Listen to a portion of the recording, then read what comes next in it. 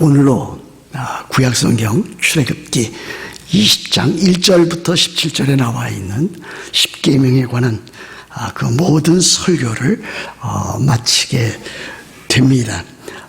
지난 6월 말부터 시작해서 오늘에 이르기까지 십계명에 대한 설교는 12번에 걸쳐서 이루어지게 되었습니다. 십계명인데 왜 12번이냐?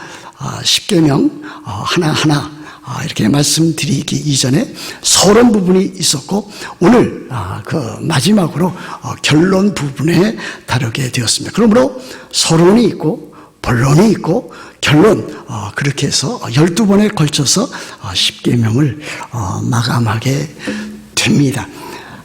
우리들이 십계명을 다루면서 과연 우리는 이 십계명을 지켜야 할 텐데 우리들이 이 십계명을 과연 지킬 수 있는가 하는 그와 같은 질문을 우리들이 갖게 됩니다. 또 하나의 질문은 이 십계명을 우리들이 지킬지인데 어떻게 이 십계명을 지킬 수 있겠는가 하는 그와 같은 질문도 우리들은 하지 아니할 수가 없습니다. 그러므로 우리들은 오늘 이 십계명 마지막 결론 부분을 통해서 하나님께서 우리들에게 주시는 메시지를 귀담아서 또 마음에 잘 새겨 놓아야 될 줄로 그렇게 압니다. 이 십계명은 하나님께서 모세를 통해서 출애굽한 이스라엘 백성들에게 시내산에서 주신 율법입니다. 그런데 이 십계명은 사실 이스라엘 백성들뿐만이 아니라 이 세상에 태어나는 모든 인류들에게 모든 사람에게 주시는 영원한 도덕법이라 제가 그렇게 말씀을 드렸습니다.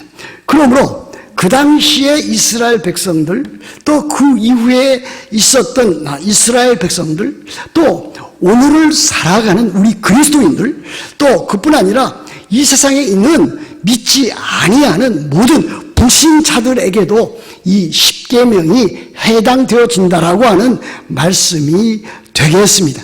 물론 불신자들은 이 십계명에 대해서 잘 알지도 못할 뿐 아니라 또 안다고 할지라도 이 십계명을 지켜나갈 수가 없습니다. 이 십계명을 지켜나갈 수 있는 사람은 다름 아닌 하나님의 백성, 하나님의 자녀, 우리 그리스도인들이라고 하는 사실도 우리들은 알게 될 것입니다.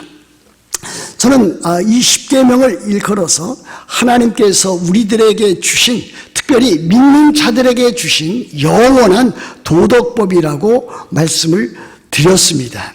바로 이 십계명은 율법 가운데 하나로 들어 있습니다. 근데 율법은 여러분들이 알아야 될 것은 이와 같은 도덕법뿐만이 아니라 다른 부분도 있다고 하는 사실. 이 율법은 세 가지로 이루어져 있습니다. 첫 번째는 무엇입니까? 의식법입니다. 그렇지 않습니까? 하나님께서 이스라엘의 백성에게 주신 의식법, 하나님을 어떻게 예배하고 하나님께서 주신 그 규례와 율례들에 대해서 자세히 가르쳐 주신 그와 같은 의식법이 있습니다. 특별히 그 의식법 가운데서는 소나 양을 잡아서 하나님께 여러 가지 모양의 제사를 통해서 하나님께 드리는 그와 같은 의식법입니다. 여러분들이 구약에 대해서 잘 배워서 알고 있겠습니다만 구약에 5대 제사가 있지 않습니까? 양과 소를 잡아서 또 그리고 곡식 이와 같은 것을 드려서 하나님께 드리는 여러 가지 제사가 있습니다. 번제가 있고 화목제가 있고 속죄제가 있고 속건제가 있고 소제 등이 있습니다. 이와 같은 것을 우리들은 의식법이라 율법 가운데 의식법이라 그렇게 말을 하고 있습니다. 그러나 또한 이 의식법뿐만이 아니라 하나님께서는 이 율법 가운데 그 출애굽한 이스라엘 백성들이 광야 생활 가운데서 또 그 이후에 이제 가나안 땅에 들어가서 지켜야 할 사회법, 이 민법들을 또한 하나님께서 주셨습니다. 어떻게 삶 가운데서 구체적인 삶 정황 가운데서 참으로 그 삶을 잘 잘 살아가야 될 것인가, 이웃과의 관계 가운데서도 어떻게 지켜나가야 될 것인가, 사회법, 민법, 그 같은 거를 주셨습니다. 그러나 또 한편 하나님께서는 참으로 영원한 도덕법인 이와 같은 십계명과 같은 도덕법을 우리들에게 주셨습니다. 그런데 어떻습니까? 앞에서 말한 의식법과 이 사회법, 이 민법은 이미 예수님께서 십자가에 못 박혀 죽으심으로, 또 죽은 자 가운데서 다시 살아나심으로 이 모든 것들을 다 이루어 놓으셨다라고 하는 사실일 것입니다. 그러므로 예수님께서 십자가에 피 흘려 못 박혀 죽으심으로 우리를 대신해서, 우리를 위하여 단 한 번의 영원한 제사를 하나님께 드림으로, 자기 몸을 드려서 하나님께 드림으로 이제는 더 이상 우리들은 구약시대에 있었던, 율법 가운데 있었던 의식법을 지키지 않아도 되는, 왜냐하면 예수님께서 그 의식법을 다 완전하게 이루셨기 때문에, 완성시키셨기 때문에 우리들은 그것을 지킬 필요가 없게 되었습니다. 그래서 우리들은 지금은 하나님 앞에 이렇게 예배는 드리지만 소나 양이나 그 기타 여러 가지 규례와 예식에 따른 그와 같은 법을 우리들은 지켜나가고 있지를 않습니다. 민법, 사회법도 역시 마찬가지입니다. 우리들이 거기에 나타난 아주 귀한 하나님께서 사람들에게 주신 사랑과 정의의 율법의 그 정신은 우리들이 따라가지만, 거기에 있었던 구약시대에 세세하게 드러나 있었던 그와 같은 것들은 우리들이 지켜나가지 않습니다. 필요에 따라서 우리들은 이 시대에도 맞는 것이 있다면 그것을 적용해서 지켜나갈 필요가 있지만 그것을 꼭 반드시 지켜나가는 것은 아닐 것입니다. 그러나 율법 가운데 이 세 번째, 이 도덕법, 이 십계명은 우리들이 반드시 지켜나가야 됩니다. 그렇다면 이 참 도덕법으로서의 그 율법, 이 십계명, 이와 같은 것이 뜻하고 있는 그 모든 것들이 우리들에게 주는 교훈은 무엇입니까? 또 그와 같은 그 율법, 이와 같은 십계명, 이 도덕법과 같은 이 율법이 우리들에게 어떠한 용도를, 쓰임새를 갖고 있습니까? 신학자들은 이것에 대해서 세 가지를 말하고 있습니다. 요한 칼빈으로부터 시작해서 우리 개혁신학자들은 다 그것을 그대로 받아들이고 있습니다. 그것을 우리들은 율법의 기능이다, 율법이 하는 일이다, 이 율법, 이 도덕법이 하는 일이다, 우리들은 그렇게 말할 수 있을 것입니다. 그렇다면 이 율법의 기능, 첫 번째는 무엇입니까? 이 율법은 사람들로 하여금 죄를 깨닫게 합니다. 죄로 하여금 심히 죄가 된다라고 하는 것을 깨우쳐 알게 합니다. 그러므로 자기 스스로는 이제는 참으로 이 도덕법, 이 율법을 지킬 능력도 없고 또 지킬 수도 없기 때문에 하나님의 진노와 하나님의 심판 가운데 놓여있게 된다라고 하는 것을 가르쳐주고 있습니다. 다시 말하면 이 율법은 하나님의 그 의로우심과 하나님의 그 거룩하심을 참으로 잘 드러내고 있고, 또 그와 한편 인간의 지은 그 죄와 죄로 인해서 인간이 겪게 되는 아픔과 고통과 불행과 그와 같은 모든 일들을 이 율법이 아주 잘 드러내고 있다라고 하는 사실입니다. 그러므로 사람들은 이 율법을 통해서 나는 더 이상 내가 이 율법을 통해서 율법을 가지고 참으로 구원을 받을 수 없는 그와 같은 존재인 것을 깨닫게 하는 것을 볼 수가 있습니다. 그러므로 이 율법은 바로 사람들로 하여금 자기 자신이 죄인인 것을 이 율법을 통해서 깨닫게 하는 것 알 수가 있습니다. 그래서 로마서 7장 7절 9절 말씀에 이와 같은 말씀이 있습니다. 그런즉 우리가 무슨 말을 하리요? 율법이 죄냐? 그럴 수 없느니라. 율법으로 말미암지 않고는 내가 죄를 알지 못하였으니 곧 율법이 탐내지 말라 하지 아니하였더라면 내가 탐심을 알지 못하였으리라. 전에 율법을 깨닫지 못했을 때에는 내가 살았더니 계명이 이름에 죄는 살아나고 나는 죽었도다 그랬습니다. 율법의 역할이 이것입니다. 사람으로 하여금 참으로 그 율법 앞에 또 하나님 앞에 얼마나 자기 자신이 죄인인가, 율법을 통해서 율법을 행함으로 구원을 얻을 수 없다라고 하는 것을 보여주게 됩니다. 그러면서 그 율법은 어디까지 우리를 인도합니까? 우리를 그리스도에게까지 우리를 인도하는 그와 같은 역할을 감당하게 됩니다. 율법은 우리를 정죄할 뿐만이 아니라 우리를 예수 그리스도에게까지 인도해 나가는 그와 같은 역할을 하게 됩니다. 죄인인 것을 깨닫게 하고, 이제 죄인인 것을 깨달아서 나에게는 참된 나의 구주, 나의 주님이 필요하다라고 하는 것을 율법이 가르쳐주는 것을 보게 됩니다. 그래서 갈라디아서 3장 24절에 이와 같은 말씀이 있습니다. 이같이 율법이 우리를 그리스도께로 인도하는 초등교사가 되어 우리로 하여금 믿음으로 말미암아 의롭다함을 얻게 하려 함이라 그랬습니다. 율법이 우리를 구원하지 못하지만 우리를 어디까지 인도해 나가는가? 우리를 그리스도에게까지 인도하는 초등교사가 된다 그랬습니다. 예전에 한글 개역 성경에서는 이 모학선생이라 그랬습니다. 이 모학선생이라고 하는 것은 훈장과 같은, 또 개인 교사와 같은, 또 튜러와 같은 그와 같은 역할을 하는 그와 같은 자를 가리키고 있다고 하겠습니다. 그렇게 해서 참으로 율법의 첫 번째 기능은 사람을 참으로 죄 가운데 가두어 놓고 죄가 무엇인지 깨닫게 하고, 거기에서 참으로 우리의 구주, 우리의 주님, 우리를 구원할 자가 누구인지 그것까지 가르쳐 준다라고 하는 사실입니다. 거기까지 여러분들의 말씀 드리면은 여러분들이 알아야 될 것. 율법은 율법을 통해서 또 율법의 행위로 구원을 얻지 못한다 하는 것을 여러분들이 알게 될 것입니다.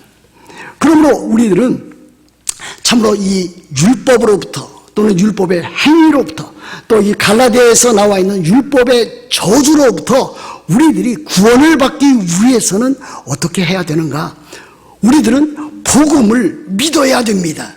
복음을 믿지 아니하고서는 구원이 있을 수 없습니다. 복음은 또 무엇입니까? 예수 그리스도의 죽으심과 예수 그리스도의 다시 사심, 예수 그리스도의 부활입니다. 예수 그리스도께서 나를 위하여, 나를 대신해서 내가 받아야 될 하나님의 그 저주, 율법의 저주로부터 건져주시기 위해서 십자가에 못 박혀 죽으셨다. 그리고 죽은 자 가운데서 다시 살아 나심으로 우리들에게 새 생명, 영원한 생명을 주셨다 하는 그 같은 복음을 믿을 때야 비로소 그 사람이 구원을 얻어서 하나님의 자녀가 되고 하나님의 백성이 된다라고 하는 사실입니다. 그러므로 그리스도인이 되기 위해서는 먼저 율법을 통해서 참으로 자기 자신이 하나님 앞에서 죄인이 되었다라고 하는 것을 참으로 깨달아야 될 것이고, 그러나 그뿐 아니라 이제 나에게는 나를 구원해 줄 구주 주님이 필요하다라고 하는 그와 같은 복음을 믿어야 되는 것입니다. 예수 그리스도를 개인적인 주님과 구주로 믿어야만 그 사람에게 구원이 있는 것이고, 그 사람이 하나님의 자녀가 되고 그리스도인이 되고 하나님의 백성이 된다라고 하는 사실이 아니겠습니까? 그렇다면 여러분들에게 묻습니다. 여러분들은 이와 같은 과정을 통해서 여러분들은 참으로 하나님 앞에서 그리스도인이 되었습니까? 하나님의 자녀가 되었습니까? 하나님 나라의 거룩한 백성이 되었습니까? 이 율법을 통해서 여러분들은 죄를 깨닫고 죄를 회개하고 복음을 믿어서 예수 그리스도를 주님으로 구주로 믿는 하나님의 자녀가 되었습니까? 이것이 진정한 의미의 그리스도인이 되는 방식이라고 말할 수 있습니다. 그 첫 번째 기능이 바로 그와 같은 것입니다. 율법의 두 번째 기능은 무엇입니까? 이 율법은 죄를 억제하는 그와 같은 기능도 역시 갖고 있습니다. 율법 자체가 인간을 구원할 수도 없고 또한 인간의 마음을 변화시킬 수도 없지만은 이 율법이 참으로 사람들로 하여금 참 이 세상의 모든 죄악들과 범죄 행위들을 억눌러서 더 이상의 죄가 참으로 만연하지 않도록 사회적인 혼란과 극단적인 그와 같은 것이 이루어지지 아니하도록 통제하는 통제의 그 기능이 갖고 있다라고 하는 사실입니다.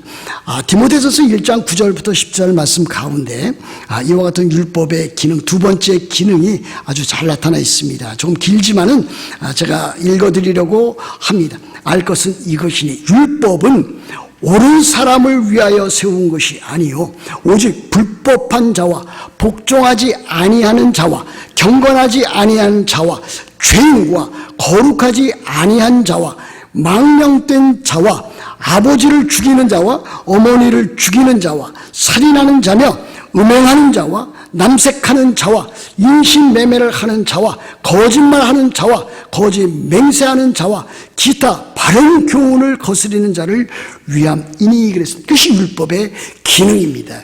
일반적인 법의 기능, 이 법을 통해서 사회의 악이 통제되고 만연되어지고 흑암과 같은 세상이 되는 것을 방지하는 역할을 가지고 있습니다. 그래서 정부라든지 국가는 이 법을 통해서 이 율법을 통해서 사회에 그 만연되어져 나갈 수 있는 잘못된 관행과 그와 같은 범죄 행위를 참으로 통제해 나갈 수 있는 그와 같은 것을 볼 수가 있습니다. 그래서 이 율법도 참으로 우리들에게 필요한 것이고 모든 사람들에게 참으로 필요한 기능으로 작용을 합니다. 가장 중요한 것은 이제 세 번째 기능이라고 할 수가 있습니다. 이것은 특별히 우리 그리스도인들에게 가장 중요한 기능입니다. 이 율법은 신자들에게 이 신앙적인 삶, 신앙생활의 삶의 규범과 표준과 법칙을 제시해서 그리스도인들로 하여금 거룩한 삶을 살아갈 수 있도록 하는 그와 같은 역할을 하고 있다고 할 수가 있습니다. 여러분, 우리들은 어떻습니까? 우리들은 어떻게 구원을 받았습니까? 에베소서 2장 8절과 9절 말씀에 보면 우리들이 구원을 얻은 것은 하나님의 은혜를 인하여 하나님의 은혜에 의하여 믿음으로 말미암아 구원을 얻었다고 했습니다. 그렇지 않습니까? 너희는 그 은혜에 의하여 믿음으로 말미암아 구원을 받았으니 이것은 너희에게서 난 것이 아니요 하나님의 선물이라 행위에서 난 것이 아닌 이는 누구든지 자랑하지 못하게 하려 함이라 그랬습니다. 우리들이 하나님의 은혜에 의하여 믿음으로 말미암아 구원을 받았습니다. 구원을 받은 자에게 과연 율법 지키는 일이 필요한가라고 하는 질문이 계속적으로 나오고 있는 것은 사실입니다. 그럼에도 불구하고 우리가 그리스도인이라면 하나님의 자녀라면 우리들이 율법 또는 율법의 행위 또는 율법으로 말미암는 그와 같은 것으로부터 율법의 저주로부터 우리들이 구원을 받았지만 이미 구원받은 자는 다시 이 영원한 도덕법인 이 율법을 지켜나가야 된다라고 하는 것이 하나님 나라의 하나님의 거룩한 뜻이라고 하는 것을 우리들은 기억해야 될 것입니다. 그러므로 우리 그리스도인들은 구원받은 자로서 하나님의 자녀로서 하나님께서 우리들에게 이렇게 놓으신 그 구원의 큰 일, 그 복음, 그 은혜를 항상 우리들이 마음에 담고 또 하나님께서 우리들에게 주신 이와 같은 영원한 도덕법 10계명을 비롯해서 우리들에게 명령하신 이 명령, 이 계명들을 구약 성경에 있든지 신약 성경에 있든지 그것을 잘 지켜나감으로 그리스도인다운 모습, 거룩한 삶을 우리들이 살아나가야 된다라고 하는 것을 보여주고 있습니다. 그러면 우리 그리스도인들은 하나님의 말씀, 하나님의 율법을 지켜나가고 또 그것을 믿고 순종해 나가면서 하나님을 기쁘시게 하고 하나님을 찬양하는 삶을 우리들이 살아가야 되는 것입니다.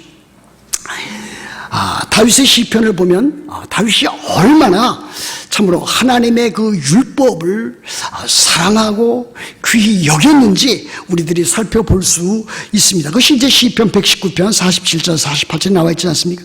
내가 사랑하는 주의 계명들을 스스로 즐거워하며 또 내가 사랑하는 주의 계명들을 향하여 내 손을 들고 주의 율례들을 작은 소리로 읊조리니이다. 다윗뿐만이 아니라 제사장들도 하나님의 말씀을 따라 그 계명을 알고 지키는 일을 매우 소중히 여겼다라고 하는 것을 보여주고 있습니다.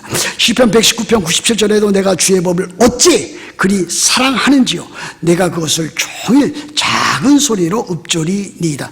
시편 119편 105절도 그렇게 되어 있지 않습니까? 주의 말씀은 내 발의 등이요 내 길의 빛이니이다 그랬습니다. 사도 요한도 요한일서 5장 3절에서 하나님을 사랑하는 것은 이것이니 우리가 그의 계명들을 지키는 것이라.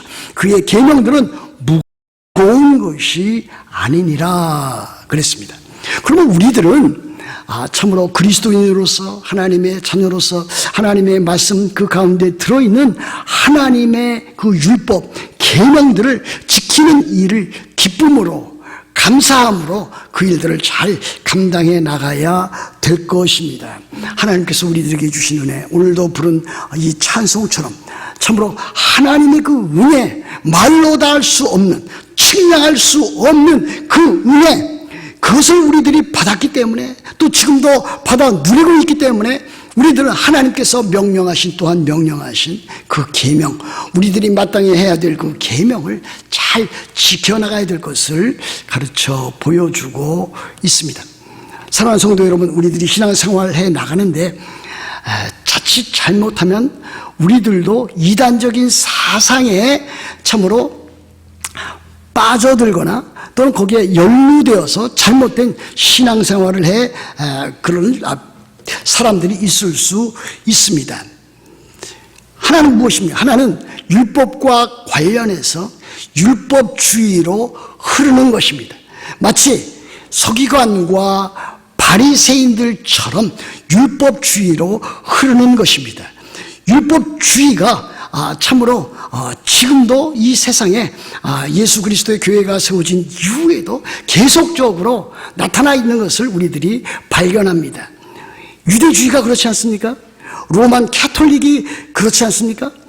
그리고 최근에 나타난 우리들 주변에 많이 있는 참으로 구원파, 박옥수 그와 같은 교단에서 이야기를 하고 있는 그와 같은 사람들, 그와 같은 사람들이 율법주의 또는 무율법주의로 빠져나가는 것을 우리들이 볼 수가 있습니다. 율법주의는 무엇입니까?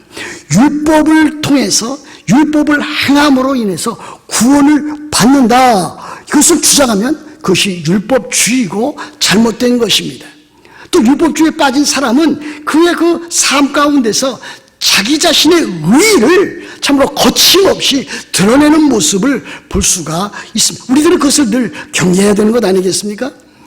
우리들은 참으로 율법을 행함으로 구원을 얻는다든지 우리들이 참으로 우리들 자신의 자기 의의를 드러내므로 우리들이 그와 같은 율법주의에 빠지지 않도록 해야 될 것입니다. 무율법주의는 조금 전에 말했듯이 박옥수와 같은 참으로 구원파가 그런 것입니다. 율법으로부터 구원을 받았기 때문에 율법을 지킬 필요가 없다라고 하는 그와 같은 일들입니다. 얼핏 보면은 그와 같은 것들이 타당한 것 같습니다. 하나님께서 우리의 율법이나 율법의 행위로 또 율법의 저주로부터 참 율법으로부터 구출해 주셨다면은 우리들이 구원받은 자로서 율법을 더 지킬 필요가 있겠는가 하는 그 질문이 나오는 것은 사실입니다. 그러나 그렇지가 않습니다. 우리들이 율법으로부터, 율법의 행위로부터, 율법의 저주로부터 구원을 받아서 그리스도인이 되었다면은 이제는 그리스도인답게 살기 위해서 하나님께서 우리들에게 주신 그 율법, 이 거룩한 율법을 지켜나감으로 그리스도인다운 삶의 모습, 하나님의 자녀다운 삶의 모습을 그렇게 나타내야 될 것을 가르쳐 보여주고 있습니다. 여러분, 우리 주변에 그와 같이 주장하는 사람들이 많이 있습니다. 율법은 이제 더 이상 우리 그리스도인들에게 해당되지 아니한다 이렇게 말하고 있지만은 사실은 그렇지 않다라고 하는 것을 보여줍니다. 우리들이 거룩한 삶을 위해서, 우리들이 우리 주 예수 그리스도를 더욱더 닮기 위해서, 우리들이 더욱더 하나님의 형상을 이루기 위해서 우리들은 하나님의 말씀 가운데 있는 이와 같은 하나님의 계명과 하나님의 율법이 도덕법을 참으로 우리들은 잘 지켜나갈 때야만 비로소 우리들이 참으로 거룩해질 수도 있고 우리 주 예수 그리스도를 닮아갈 수가 있고 하나님의 형상을 이루어 나갈 수 있다라고 하는 사실 아니겠습니까? 그러므로 우리들은 이제 하나님의 은혜를 따라서 거룩한 삶을 위해서 참으로 우리들이 하나님의 말씀 가운데 들어있는 이 율법을 잘 지켜나가야 될 것입니다.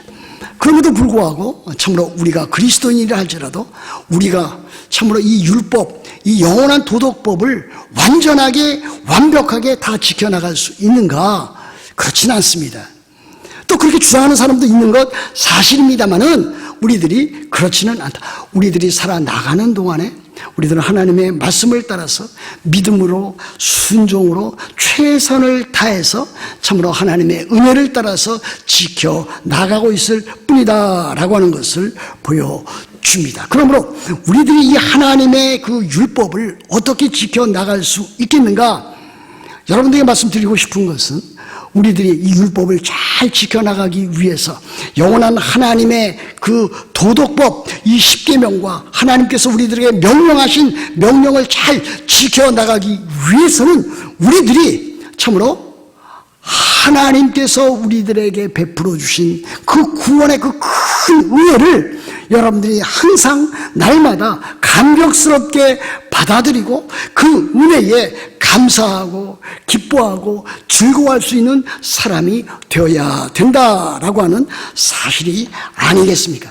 하나님께서 우리들에게 행하신 그 구원의 큰 일, 그 복음을 여러분들이 더욱더 마음에 새기면 새길수록 그것을 참으로 여러분의 그 삶 가운데서 기쁨으로 즐거움으로 잘 받아들인다면 여러분들이 이 십계명 영원한 도덕법을 잘 지켜나갈 수 있으리라고 믿습니다. 복음이라고 하는 것은 무엇입니까? 복음이라고 하는 것은 하나님께서 행하신 일입니다. 성부 하나님께서 성자 예수 그리스도 안에서 성령으로 말미암아 우리들에게 행하신 구원의 큰 일입니다. 우리들은 늘 그것에 대해서 참 생각하고 묵상하고 성경을 통해서 배워 나가면 그 구원에 대한 그 큰 감격이 우리들에게 있지 아니할 수가 없습니다. 그러면 우리들이 그와 같은 하나님의 그 크신 사랑과 은혜를 그 복음, 하나님께서 하신 그 구원의 큰 일을 마음에 늘 담아서 그 일을 통해서 하나님 앞에 감사하고 기뻐하고 찬양해야 될 줄로 그렇게 믿는 것입니다. 또 무엇입니까? 우리들이 참으로 우리들의 삶을 사는 과정 가운데서 성령의 임재와 성령의 능력과 성령의 충만을 간구하면서 그것을 체험해 나가면서 우리들이 살아가야만 합니다. 그래야 우리들이 참으로 하나님께서 우리들에게 명령하신 이 율법들을 지켜나갈 수가 있습니다. 그렇지 않겠습니까? 우리들이 아침에 일어나서 참으로 제일 먼저 해야 될 일이 무엇입니까?